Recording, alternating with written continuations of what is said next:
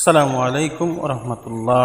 সম্মানিত প্রিয় বন্ধুগণ, আমাদের প্রধানমন্ত্রীর এখন রাজনৈতিক সহকারী হিসাবে নিয়োগ দিয়েছেন আমাদের রাশেদ ভাইকে।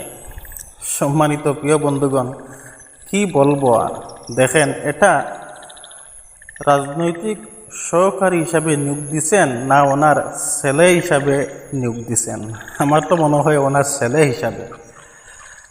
দেখেন, আমাদের বাংলাদেশের জনগণের আসলে ভবিষ্যৎ শেষ। এক কথায় এই দেশ শেষ হয়ে গেছে, আর ভালো হবে না।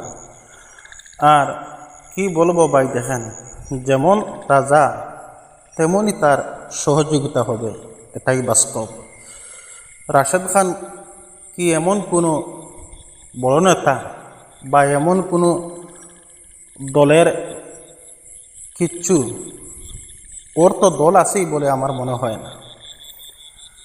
যাই হোক, আল্লাহ আমাদের দেশ এবং এই জাতিকে যেন হেফাজত রাখে।